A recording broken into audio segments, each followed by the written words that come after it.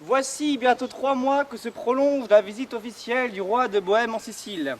Le peuple sicilien n'en finit pas de célébrer l'amitié extraordinaire de son roi et de son hôte, élevés ensemble dans leur enfance et liés par une amitié aux très profondes racines. Depuis que l'âge les a mûris pour le trône et que le devoir de la royauté les ont séparés, ils ont continuellement échangé, présents, lettres et ambassades amicales, en sorte qu'absents, ils paraissaient être encore ensemble. Ils se donnaient la main comme au-dessus d'une vaste mer, et ils s'embrassaient, pour ainsi dire, des deux bouts opposés du monde. Que le ciel protège le jeune prince, Mamulus, héritier du trône, que les Siciliens chérissent en leur cœur. Je vais maintenant m'approcher des deux souverains, mais je vais d'abord poser quelques questions au roi de Bohême, le grand Polyxène. Messire, est-il vrai, comme la rumeur en a couru, que cette extraordinaire visite officielle est sur le point de se terminer? Je salue le vaillant et fier peuple de Sicile et son grand roi. Oui, je suis tourmenté par les craintes de ce qui peut arriver ou se préparer pendant notre absence. Veuillent les dieux que nul vent malfaisant ne souffle sur mes états et ne me fasse dire mes inquiétudes n'étaient que trop fondées. D'ailleurs, je suis assez resté longtemps pour fatiguer votre majesté. Notre trône de Bohême est resté vide trop longtemps, je dois partir. Mais d'abord, je dois vous dire, peuple de Sicile, et vous, mon très cher Léontès, l'infinie reconnaissance pour la formidable chaleur de l'accueil que vous avez réservé au roi de Bohême. Différez encore quelque temps vos remerciements, vous vous en acquitterez en partant. Seigneur, je pars demain. Demain? Ce n'est pas possible. Attendez un peu. Pas un jour de plus. Accordez-nous une semaine. Non, je pars demain. Mes affaires me rappellent chez moi et mettre obstacle, ce serait me punir de votre affection. D'ailleurs, un plus long séjour deviendrait pour vous une charge et un embarras. Oh, mais... Alors, adieu, mon frère. Vous restez muette, ma reine. Dites quelque chose. Vous le suppliez tellement froidement, Seigneur. Dites-lui que vous êtes sûr que tout va bien en Bohême. D'accord. S'il dit qu'il lui tarde de revoir son fils, ce sera une bonne raison. Laissez-le partir. Mais sinon, prêtez-nous encore une semaine de votre royale présence. Vous resterez. Non, madame. Mais si, vous resterez. Je ne peux, vraiment. Vraiment. Vraiment, vous ne partirez point. Le vraiment d'une dame a autant de pouvoir que le vraiment d'un gentilhomme.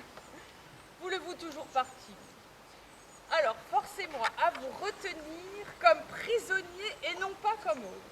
Vous nous paierez votre pension en partant et serez par là dispensé de tout remerciement. Qu'en dites-vous? Serez-vous mon prisonnier ou mon hôte? Par votre redoutable vraiment, il faut vous décider à être l'un ou l'autre.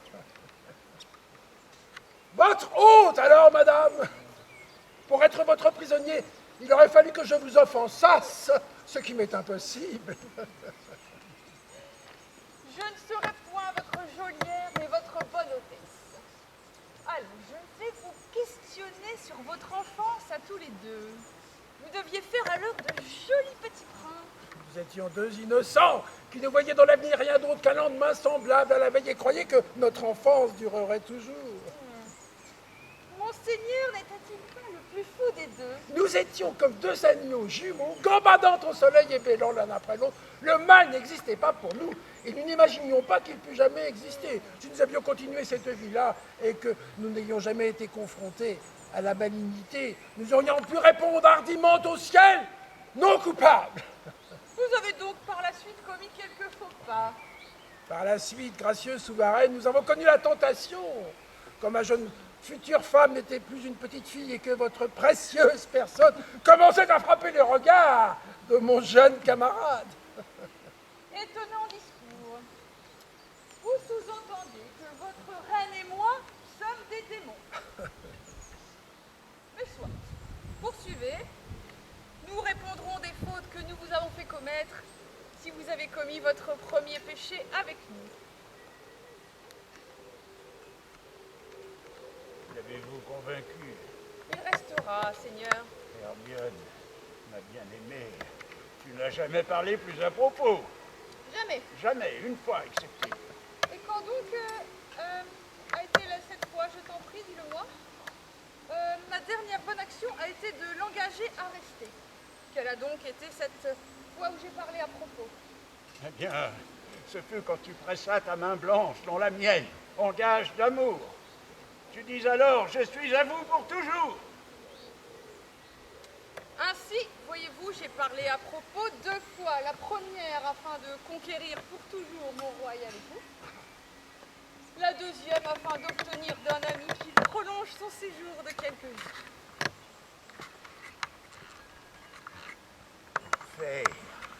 Enfer, mon cœur danse, mais ce n'est pas de joie. Se serrer les mains, se pincer les doigts, se renvoyer des signes d'intelligence comme dans un miroir, et puis soupirer comme si c'était la lalie d'un cerf. Ah, cet accueil ne convient ni à mon cœur, ni à mon front.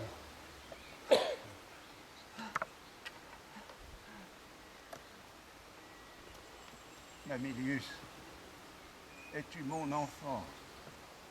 Oui, mon bon Seigneur. Vraiment? Tu es mon beau petit veau? Tu es bien mon petit veau?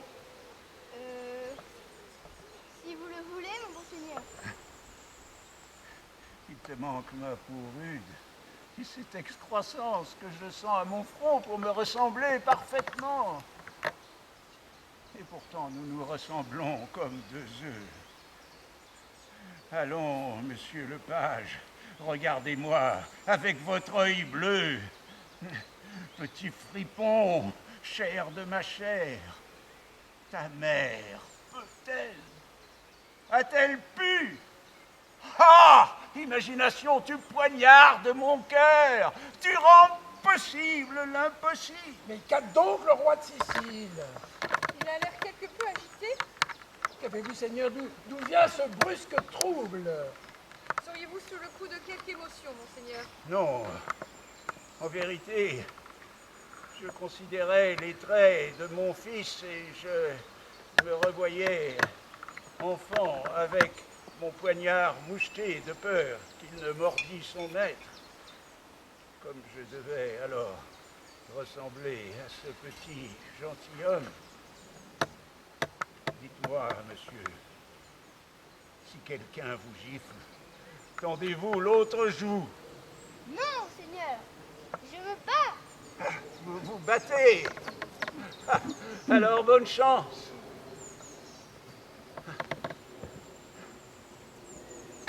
Mon frère, êtes-vous aussi fou de votre jeune prince que nous le sommes du nôtre? Quand je suis chez moi, il fait toute ma joie, toute ma consolation. Tantôt mon ami dévoué, tantôt mon ennemi, mon parasite, mon soldat, mon homme d'État, tout enfin. Et par ses caprices d'enfant, il me délivre des idées qui m'épaissiraient le sang. Ce jeune écuyer a le même office auprès de moi. Nous allons nous promener maintenant et vous laisser à vos affaires plus sérieuses. Hermione, montre combien tu nous aimes par l'accueil que tu feras à notre frère. Si vous nous cherchez, nous serons dans le jardin. Allez, où bon vous semble, on vous retrouvera bien. Allez, allez.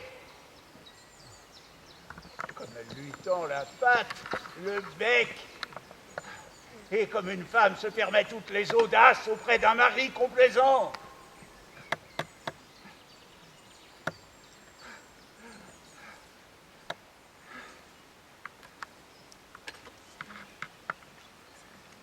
Je suis dedans jusqu'au cou. Cornard par-dessus les oreilles. Va, mon garçon, va jouer. Ta mère joue, et moi aussi. Mais je joue un rôle si fâcheux qu'il m'entraînera au tombeau sous les rires. Il y a eu bien des cocus avant moi, et en ce moment même où je parle, il est plus d'un mari qui donne le bras à sa femme sans se douter qu'elle a ouvert l'écluse en son absence et laissé pêcher dans son bassin le premier venu, Messire Sourire, son voisin. On ne peut pas barricader un ventre. Qu'en penses-tu, mon garçon? Je pense comme vous. C'est toujours une consolation.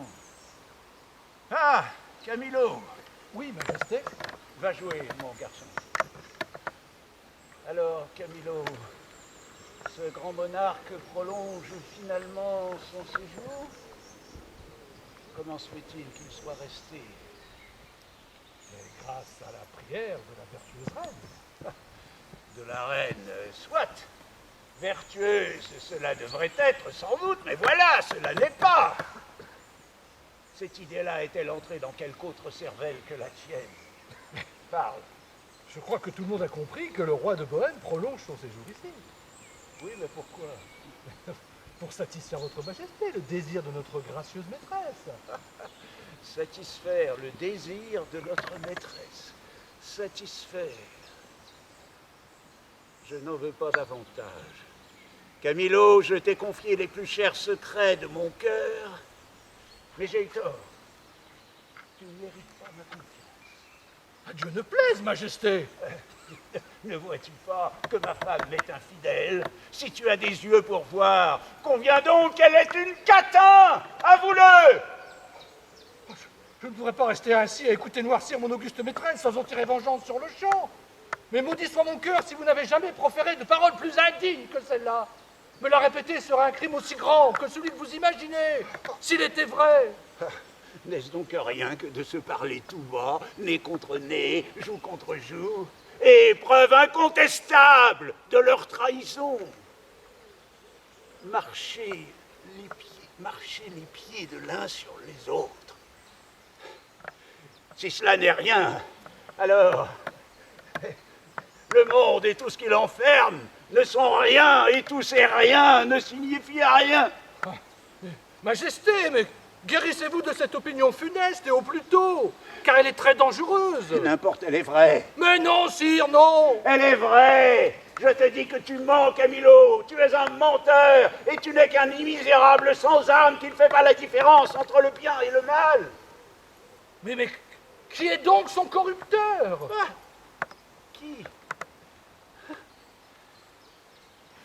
Celui qui la porte toujours pendue à son cou, comme une médaille. Ce roi de Bohême. Qui, si j'avais de vrais serviteurs, il ferait ce qui couperait court à cette débauche. Oui. Toi, mon échanson, toi que j'ai tiré de l'obscurité et élevé au plus haut rang, toi qui vois combien je suis outrageux, tu pourrais épicer une coupe et procurer à mon ennemi un sommeil éternel. Cette potion serait un baume pour mon cœur. Sire, monseigneur, oui, je pourrais le faire, mais je ne puis concevoir une telle souillure chez mon auguste maîtresse, si souverainement honnête et vertueuse. Ah, je t'ai tant aimé, sire. Eh bien, d'où t'évaporir à ton aise? Me crois-tu assez forcené pour souiller sans raison la pureté et la blancheur de mes draps et faire du prince, mon fils, un infâme bâtard? Un homme peut-il s'égarer à ce point? Je suis bien obligé de vous croire, Majesté. Je vous débarrasserai du roi de Bohême, pourvu que vous acceptiez de reprendre la reine et de la traiter comme auparavant. Ne serait-ce que pour l'intérêt de votre fils et pour fermer la bouche à la médisance. C'est précisément la conduite que je me suis prescrite à moi-même. Je ne porterai aucune atteinte à son honneur. Aucune. Montrez au roi de Bohême et à votre reine le visage serein que l'amitié porte dans les faits. C'est moi qui servirai Polixène. Et s'il survit au breuvage que je lui donnerai, je ne suis plus votre serviteur. C'est bien. Fais cela. Et la moitié de mon cœur est à toi. Si tu ne le fais pas, tu t'arraches le tien.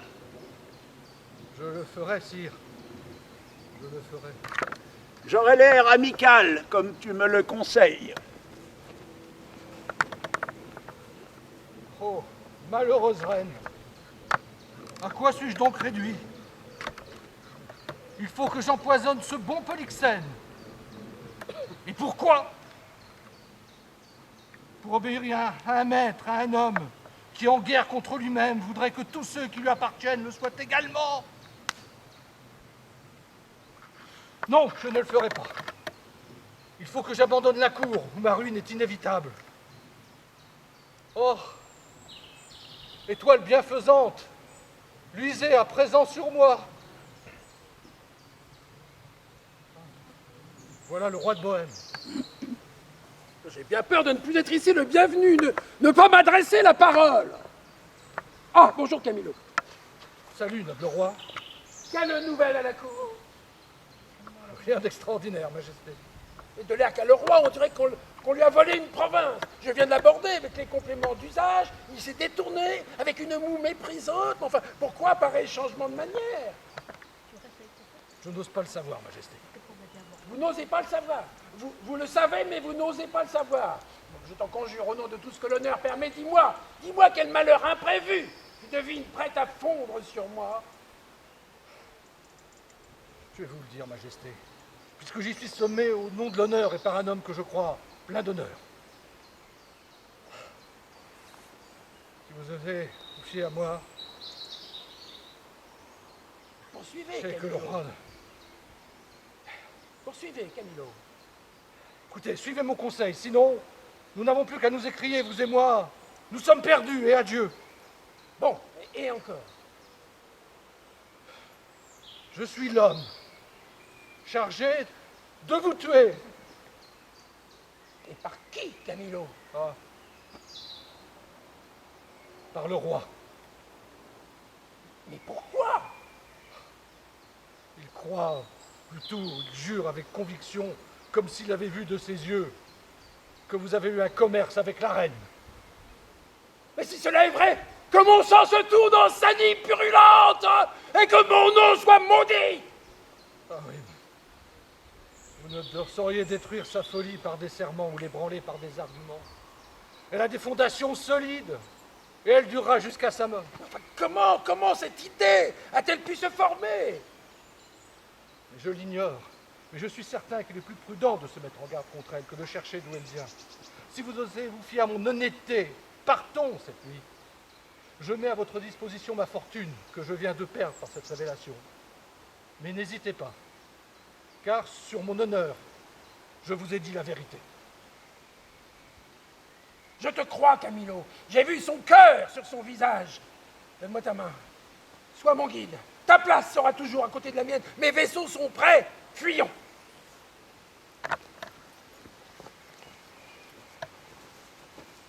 On fuit. On fuit. Ordre du roi, veuillez me suivre, s'il vous plaît. Par ici. Par ici, papa.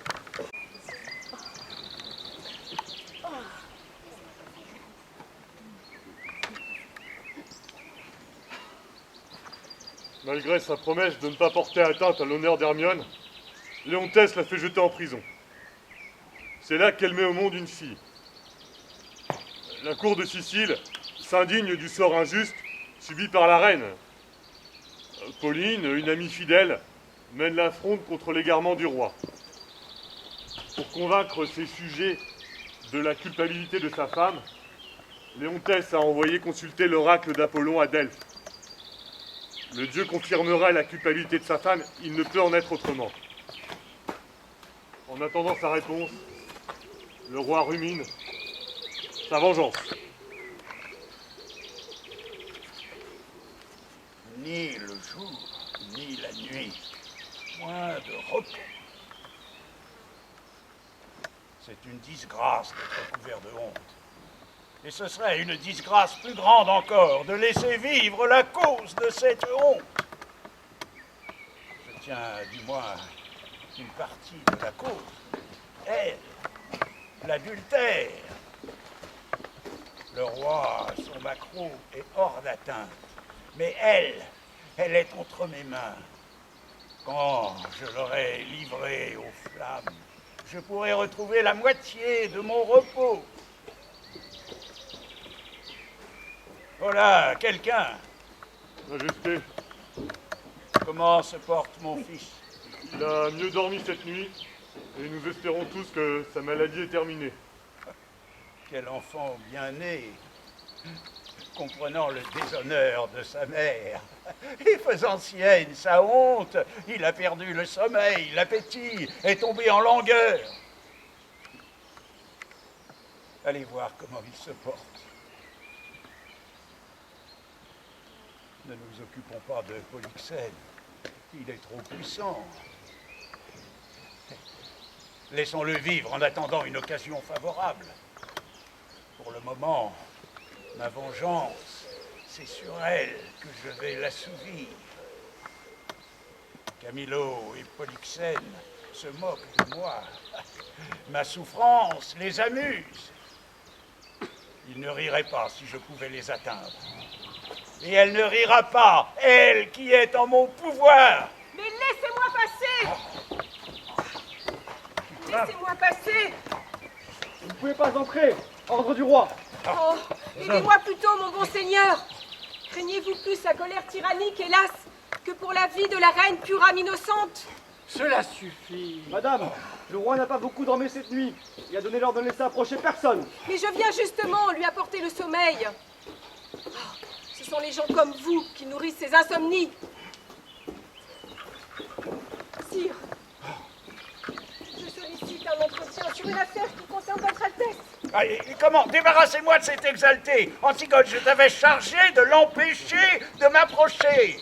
Majesté, je le lui avais interdit, en la menaçant de vos foudres et des miennes. Tu n'as donc aucun pouvoir sur elle? Il a le pouvoir de m'interdire le mal. Oh. Mais dans cette affaire, à moins qu'il ne fasse comme vous et me jette en prison pour mes bonnes actions, soyez-en sûrs, il n'aura aucun pouvoir sur moi. Eh bien, vous l'entendez, quand elle veut prendre les rênes, je la laisse faire, oh, elle ne bronchera pas. Mon cher souverain, je viens et je vous conjure de m'écouter. Je viens de la part de votre vertueuse reine. Ah, vertueuse reine. Ah, Oui, vertueuse reine, Majesté. Oui, je dis bien vertueuse reine. fais-la sortir. J'arracherai les yeux au premier qui met la main sur moi. Je sortirai. Mais d'abord, j'accomplirai ma mission. La vertueuse reine, car elle est vertueuse, vous a donné une fille. La voici.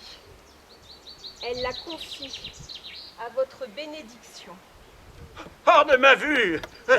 Sorcière, maudite maquerelle. Non! Je suis aussi honnête que vous êtes fou. Faites-la sortir, traître. Rendez-lui cette bâtarde. Et toi, vieux coq déplumé, esclaté par ta poule, ramasse-moi cette bâtarde. Ramasse-la, te dis-je. Et rends-la à ta vieille bique. Que tes mains soient à jamais maudites si tu touches la princesse.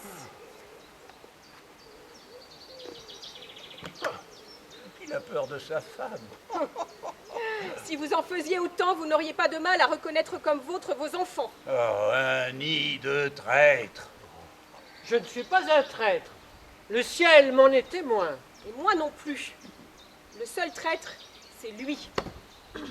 Car c'est le roi lui-même qui piétine son propre honneur et celui de la reine, et celui de son fils, l'espoir du trône, et celui de cet enfant même.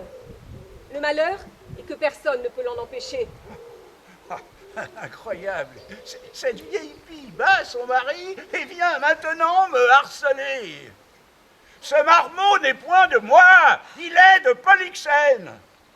Qu'on l'emmène et qu'on le livre aux flammes avec sa mère. Mais c'est votre enfant, monseigneur. Mais regardez, regardez comme il vous ressemble. Mais regardez. Oh, mais regardez, mes seigneurs, si ce n'est pas absolument le portrait de son père. Ses yeux, son nez, sa lèvre, jusqu'aux jolies fossettes de ses joues et son beau sourire. Bonne déesse nature, qui a fait cet enfant si semblable à son père et qui doit aussi former son esprit, fasse qu'il ne soit pas jaloux, de peur qu'à son exemple elle ne soupçonne ses enfants de ne pas être de son mari. Ah, vieille sorcière! Et toi, imbécile, tu mériterais d'être pendu pour être incapable de la faire taire! Si vous faites pendre tous les maris qui ne peuvent accomplir cet exploit, c'est à peine s'il vous restera un sujet. Bon, fais qu'on la fasse sortir maintenant. Le mari le plus indigne et le plus dénaturé ne ferait pas pire. Oh, je te ferai brûler vive! Que m'importe. L'hérétique, c'est celui qui allume le bûcher, et non celle qui y est brûlée. Je ne dis pas que vous êtes un tyran, mais traiter si cruellement la reine, sans produire contre elle d'autres accusations que votre imagination déréglée, cela sent la tyrannie, et cela suffit pour faire de vous l'opprobre et le scandale du monde. Vous m'avez juré fidélité! Faites-la sortir! Si j'étais un tyran, vivrait-elle encore? Elle n'oserait pas m'appeler tyran si j'étais elle. Qu'on l'emmène! Ne me touchez pas! Je vais sortir. Veillez sur votre enfant, Majesté. Elle est bien à vous. Et que Jupiter veille sur elle. À quoi bon ces mains sur ma personne? Vous tous qui êtes si tendres à ces folies, il n'y aura jamais en vous de bons serviteurs, dans aucun de vous. C'est bien, c'est bien. Adieu. Sortons.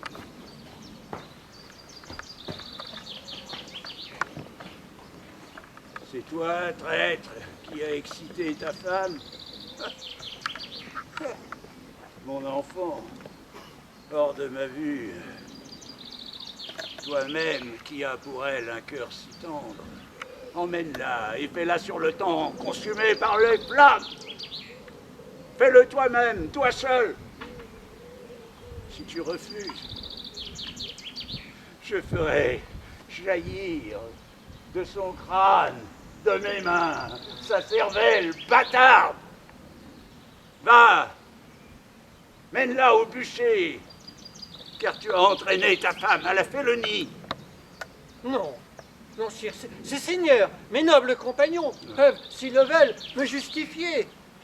En effet, sire, il n'est pas responsable de la démarche de sa femme. Ah, vous êtes tous des menteurs. Je conjure votre majesté, accordez-nous plus de confiance. Nous vous avons toujours loyalement servi, et nous vous demandons de nous rendre cette justice. C'est à genoux que nous vous demandons, comme la récompense de nos fidèles services, passés et futurs, de changer cette résolution.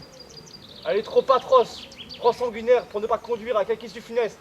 Nous voici tous à genoux. Je suis comme une plume dans les vents qui tourbillonnent. Dois-je vivre pour laisser cette bâtarde à mes genoux m'appeler son père? Mieux vaudrait la brûler tout de suite que la maudire plus tard. Eh bien, soit qu'elle vive. Approchez, messire, vous qui vous êtes si tendrement interposés avec votre maquerelle accoucheuse pour sauver la vie de cette bâtarde. Car c'est une bâtarde, aussi sûre que cette barbe est grise. Qu'êtes-vous prêt à risquer pour sauver la vie de ce marmot? Majesté, tout ce que mes forces peuvent supporter, tout ce que la noblesse te me commander. Alors jure de faire ce que je vais t'ordonner. Je le jure, Majesté.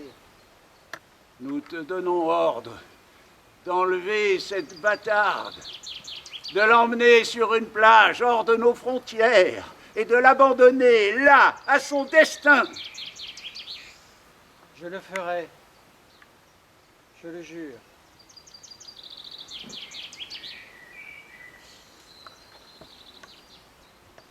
Viens, pauvre enfant. Les milans et les corbeaux seront tes nourrices. On dit que les loups et les ours se sont montrés parfois accessibles à la pitié. Sire, puissiez-vous être plus heureux que cette action ne le mérite. Mais toi, pauvrette, condamné à périr, que la bénédiction du ciel te protège contre tant de cruauté. Il ne sera pas dit que j'élèverai l'enfant d'un autre. Majesté, voici la réponse de l'oracle dans ce document scellé par le prêtre d'Athènes. Leur promptitude, sire, a dépassé nos attentes. Quelle rapidité, en effet! Le grand Apollon veut que la vérité se manifeste au plus vite.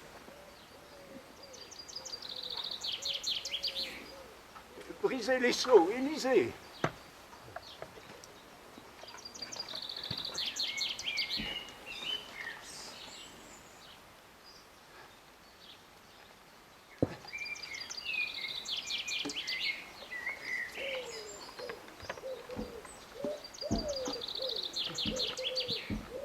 Hermione est chaste. Chaste, Polyxène, innocent. innocent, Camilo, loyal.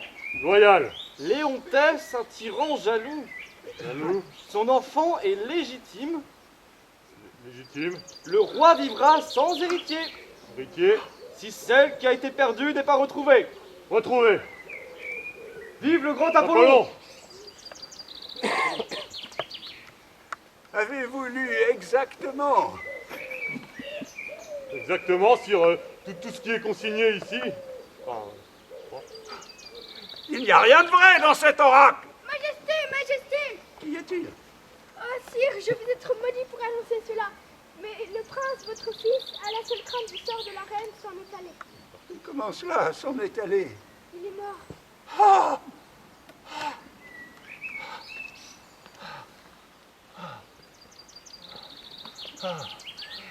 Apollon est furieux. Et les cieux eux-mêmes châtient les injustices. J'ai trop cru mes propres soupçons. Apollon, pardonne-moi cette terrible profanation de ton oracle.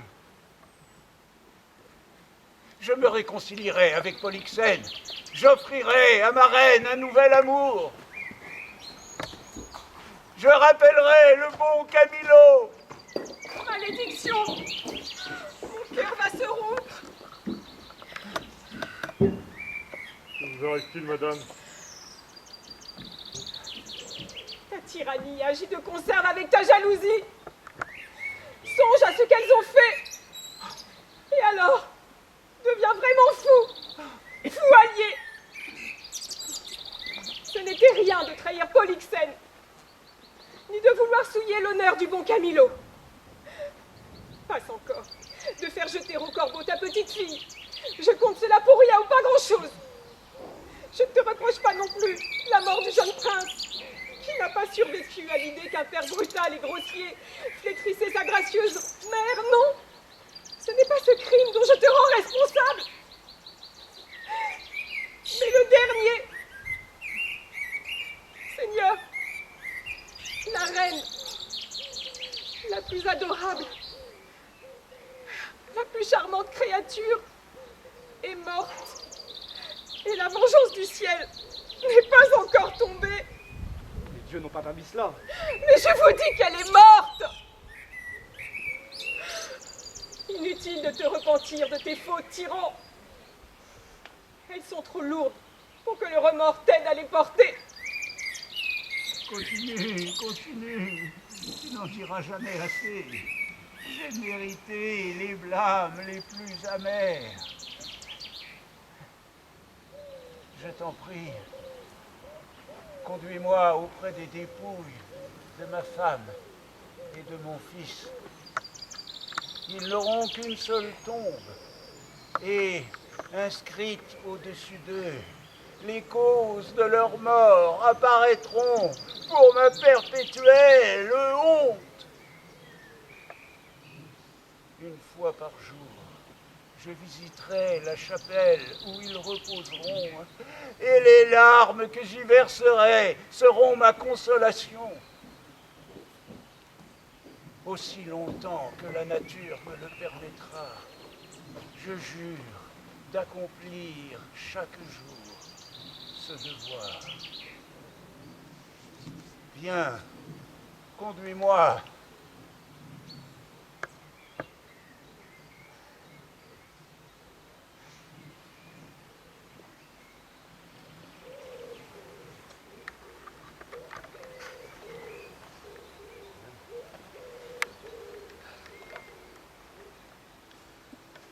Par ici.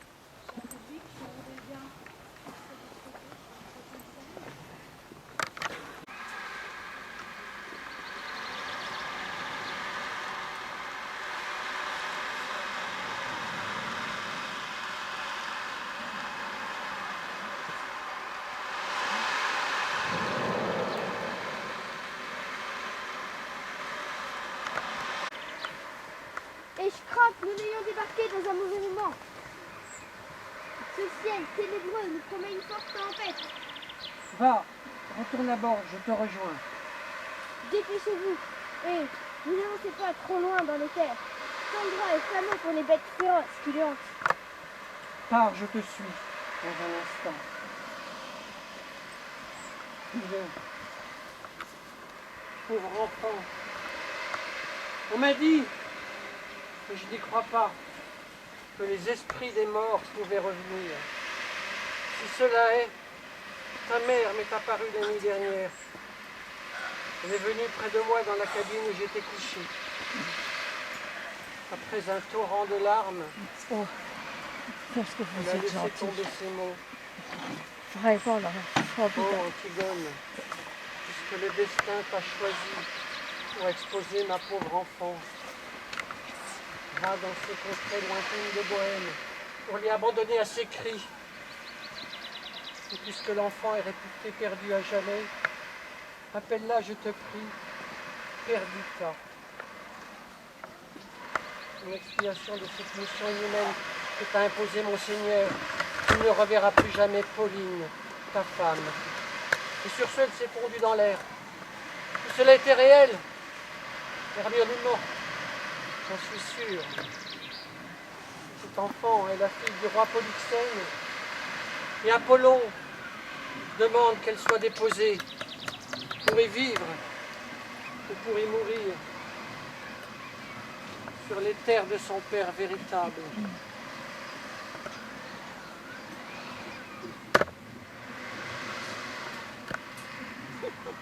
Repose-la.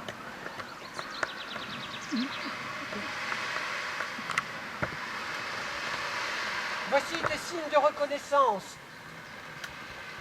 Et puis ceci encore. S'il t'aide à la fortune, il y a là de quoi t'élever, ma jolie enfant. Et il t'en restera encore. La tempête commence. Pauvre petite, exposée à tous ces hasards pour la faute de ta mère. Je n'ai pu pleurer, mais mon cœur saigne d'être obligé par serment à ceci. Adieu. Adieu.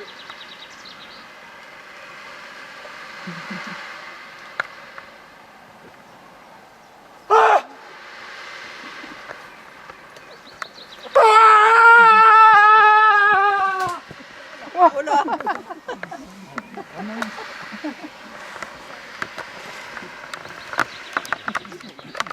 Il a eu le plaisir et l'honneur de faire revivre sous vos yeux la didascalie la plus célèbre du théâtre occidental. Dans la langue du grand Will, exit pursued by a bear. Dans la langue de Molière, il sort poursuivi par un ours. Sur cette anecdote, le théâtre à Mimile vous invite à venir voir... Mais non, non, non, mais non. Pas du tout. Excusez-le. Le costume d'ours l'aura tourneboulé.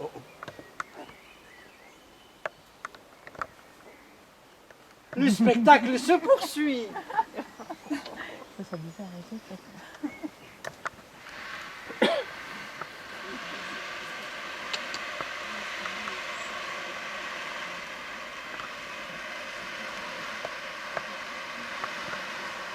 Je voudrais qu'il n'y ait pas d'âge entre 15 et 25 ans, car ils ne font rien dans cet intervalle. Engrosser les filles, insulter les vieux, voler et se battre.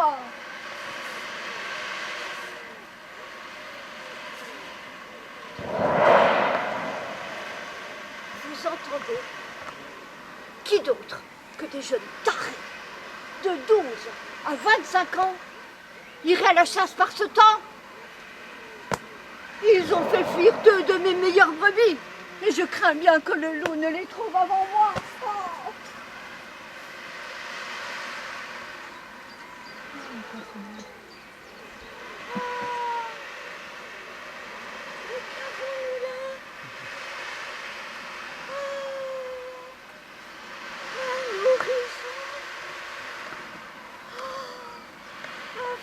Joli nourrisson.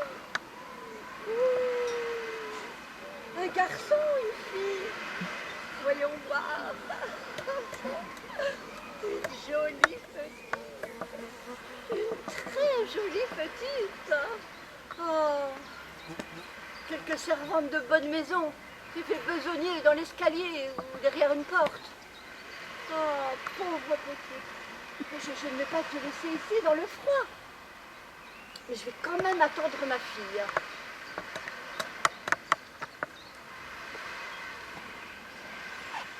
Oh là! Oh! Oh là! Oh! Oh! Oh!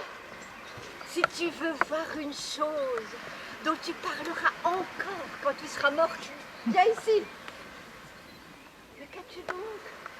J'ai vu des choses merveilleuses sur ciel et sur terre. Non, c'était plus la mer, il n'y avait plus que le ciel. Mais qu'est-ce que tu racontes? Ah, si vous aviez vu comme elle gronde, comme elle rage la mer, comme elle bat le rivage. Et les pauvres naufragés, et leurs cris, tantôt on les voyait, tantôt on les voyait plus. Et les bateaux, elle transperçait de son grand mât la lune. Et puis tout de suite, était avalée par les molécules, comme si vous jetiez un bouchon dans une barrique. Ça, c'était la mer. Voyez ce qui s'est passé sur terre. Il y avait un ours qui déchirait l'épaule d'un homme qui m'appelait au secours. Et criait, s'appelait Antigone, un grand seigneur. Mais à ce moment-là, la mer, d'un grand coup de croc, a démantibulé le navire. Oh, le cri lamentable de ces pauvres gens. Oh, les gens criaient, mais la mer se moquait bien d'eux. Et le pauvre gentilhomme criait lui aussi. Et l'ours se moquait bien de lui. Oh, quelle histoire! Oh, miséricorde! Mais quand as-tu vu cela, ma fille? Là, mais à l'instant, je viens à peine de cligner de l'œil. Depuis que ça s'est passé, les hommes ne sont pas encore froids sous l'eau et l'ours n'a pas encore fini son dîner. J'aurais voulu être là pour secourir ce pauvre vieillard. Et moi, j'aurais voulu que vous fussiez là pour prêter secours à ce bateau. Mais là, votre charité n'avait pas pied. Oh non. C'est horrible. C'est horrible. Mais regarde ici, ma fille. Bénis ta bonne fortune. Tu as rencontré des mourants. Et moi, des nouveau-nés. Regarde, c'est la layette d'un enfant de gentilhomme. Et là, regarde, ramasse ma fille et ouvre. On m'a prédit que les fées feraient de moi une femme riche. Et voilà. C'est quelque enfant échangé au berceau.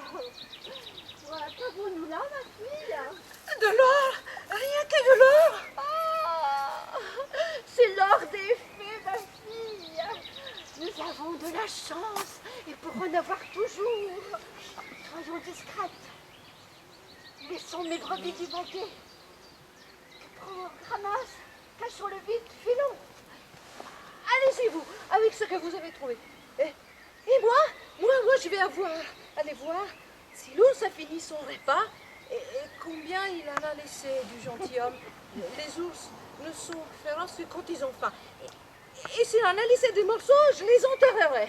Oh, voilà une bonne action, ma fille.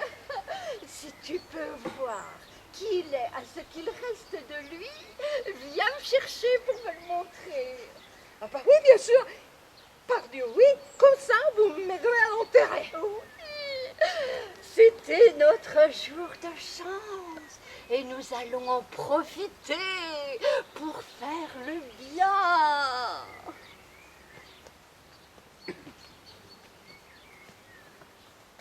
Suivez-moi car c'est la fête des toisons.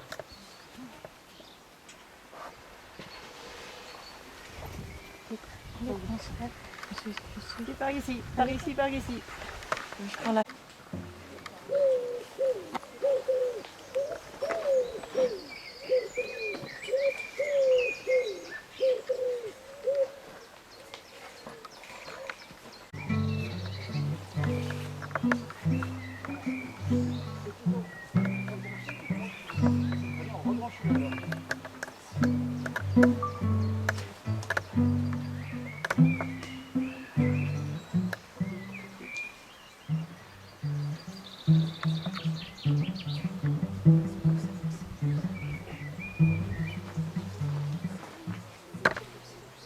Place, bergers et bergères.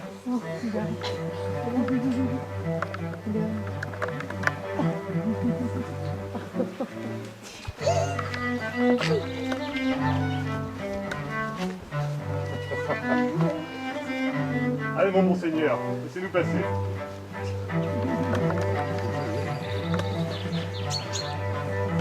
Enfin, c'est la fête des toisons.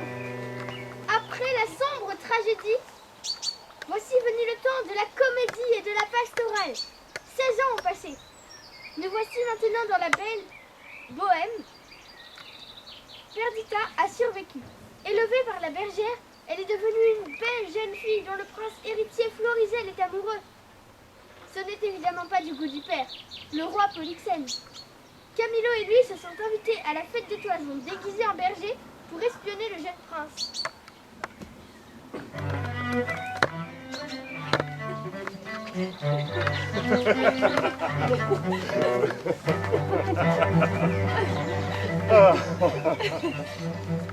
C'est un tour nouveau rehausse vos grâces.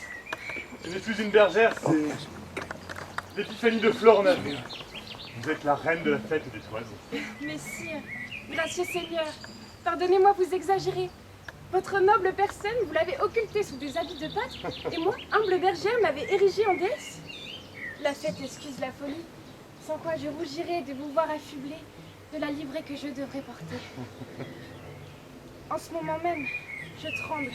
Si votre père, par hasard, passait par là, quelle serait sa mine en voyant son noble ouvrage troussé comme un vilain? Que dirait-il? Et comment, sous ces pâles balades de carnaval, affronter son auguste personne? Mais ne soyez qu'à la fête. Même les dieux se sont travestis pour séduire et mes desseins à moi sont honorables. Mais Seigneur, il ne saurait tenir contre la puissance du roi. Il faudra donc que vous y renonciez, ou que moi, je renonce à la vie. Ou je serai à toi, ou je ne serai plus à mon père. Car je ne peux être ni à lui, ni à personne, si je ne suis à toi. Voici nos hôtes qui arrivent. Accueillez-les comme si c'était le jour de nos noces. Dame Fortune, soyez-nous propices. Messieurs, soyez les très bienvenus. C'est la volonté de ma mère que je fasse les honneurs de ce jour. Voici du romarin pour vous et de la rue. Bergère, jolie bergère, vous faites bien d'offrir à nos âges des fleurs d'hiver. Les plus jolies fleurs de la saison sont les œillets et les giroflées, que l'on nomme souvent les patardes de la nature. Ces espèces ne se trouvent pas dans notre rustique jardin. Suave fille, nous marions au tronc le plus sauvage une plus délicate greffe et nous fécondons une écorce de la plus basse espèce par un bourgeon de plus noble race. C'est un art qui corrige ou plutôt modifie la nature, mais l'art lui-même est nature. Enrichissez donc votre jardin de giroflées et ne les traitez pas de bâtards. Voici des fleurs pour vous. Lavande, menthe, sarriette et marjolaine. Je crois qu'on les offre aux hommes d'un certain âge. Oh, il me faudrait des lys pour vous, mon doux ami, pour vous en couvrir tout entier, comme un dit, propre au repos et aux yeux de l'amour. Allons, prenez vos fleurs. Oh, madame, j'étais une de vos brebis, je cesserai de paître et me repaîtrai de votre beauté. Allons, venez. Notre dent, je vous prie. Votre main, ma perdita. Ainsi s'appareillent les colombes qui veulent ne se séparer jamais. J'en fais pour elles le serment. Allez, musique!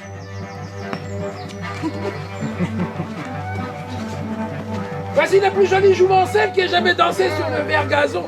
Ses gestes sentent je ne sais quoi de trop grand pour elle et de trop noble pour ce lieu. Dites-moi, bergère, quel est ce beau pâtre qui danse avec elle? On le nomme Doriclès. Il dit qu'il a un beau pâturage. Je le crois aussi. Il a l'air sincère. Il dit qu'il aime ma fille. Je le pense aussi. Car jamais la lune ne s'est mirée aussi complaisamment dans l'eau qu'il reste à regarder les yeux de ma fille. Elle danse gracieusement. C'est ainsi qu'elle fait tout. Si le jeune Doriclès fait tomber son choix sur elle, elle lui vaudra une dot à laquelle il ne songe guère.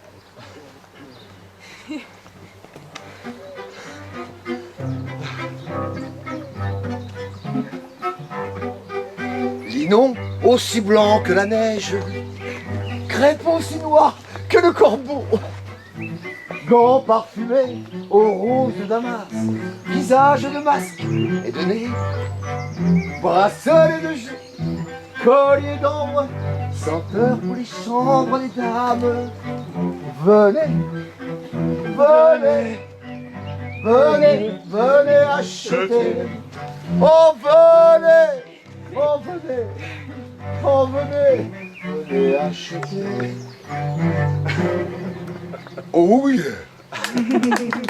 J'aurais bien aimé acheter des bagues et des gants pour mon amoureux, mais j'étais filoutée et je n'ai plus d'argent. Effectivement, madame, il y a des filous là qui rôdent. Il vaut mieux se tenir sur ses gardes. Oh, vous, levez-vous. Achetez coordonnées. Mais vous, dentelle pour votre mante, voulez-vous? De la soie ou du fil, voulez-vous? Collier fiché pour votre tête, madame. Venez, oh venez, madame. Oh venez, venez, madame. Venez au colporteur. Eh bien, beau berger, on ne fait pas de petits cadeaux à sa belle. Moi, quand j'étais jeune et que je donnais le bras à mamie, j'aurais pillé tous les trésors du colporteur pour le déposer à ses pieds. Vous l'avez laissé partir au risque que votre belle y voie comme un défaut d'amour. Digne vieillard, elle n'attache aucune importance à ces colis fichés. Donne-moi ta douce main et entends-moi répondre à ce vieillard. Jusqu'où iront-ils? Oui, je vous prends un témoin. Et vous aussi. Et vous, mesdames. Et vous également. Et les hommes, et la terre, et les cieux. Si j'étais couronné. Si j'étais le plus grand. Le plus beau. le plus fort des rois, tout cela ne serait rien pour moi sans son amour. Voilà qui est loyal. Éprouve une affection profonde. Ma fille, en dites-vous autant? Aussi bien parler. Je ne puis ni mieux exprimer mon amour. Oh. Topez-la. Non. Affaire conclue. Vous, amis inconnus, vous en serez témoins. Je lui donne ma fille cadette avec une dot égale à la sienne. Cette dot, c'est la vertu de votre fille. Une fois une certaine personne morte, j'aurai plus de fortune que vous ne pourriez l'imaginer. Même vous. Allons, votre main et la vôtre, ma fille. Doucement, bergère, doucement. Avez-vous un père? Certes. Il est au courant? Il ne l'est pas et ne le sera jamais. Et il me semble qu'un père soit l'invité incontournable aux noces de son fils. L'âge l'a-t-il rendu stupide? Est-il incapable de raisonner? Est-il retombé en enfance? Ah non, il est même en pleine forme. Enfin, pour son âge.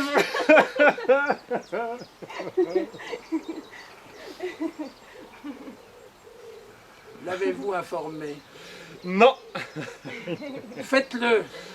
Impossible. Je t'en prie. Impossible, vous dis-je. Mais dis-le lui, mon fils, il sera d'accord.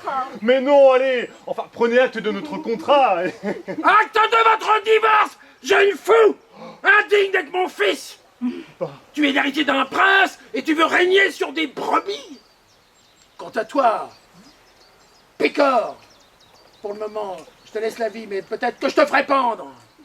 Et toi, sorcière accomplie qui savait forcément quel royal idiot tu visais, je te ferai écorcher vive avec des ronces et te rendrai plus vilaine que ta condition. Bon, pour le moment, je te laisse la vie.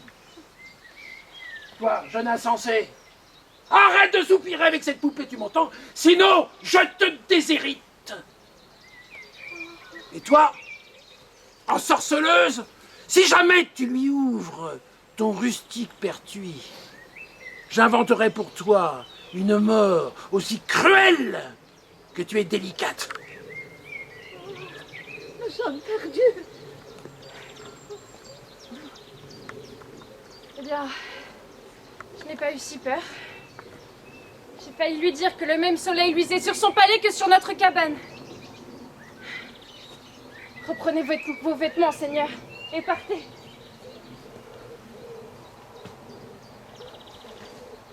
Je vous l'avais bien dit. Je vous en conjure. Prenez soin de vos propres intérêts.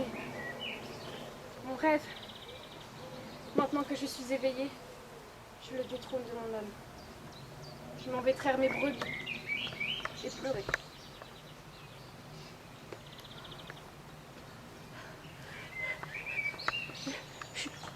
Je ne puis ni parler, ni penser, ni même savoir ce que je sais.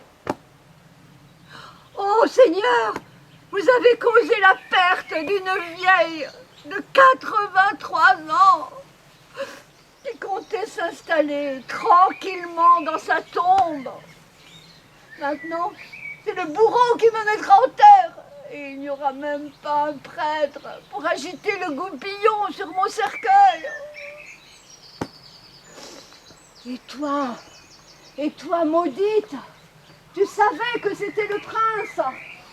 Et tu as osé changer ta foi avec la sienne. Oh, nous sommes perdus.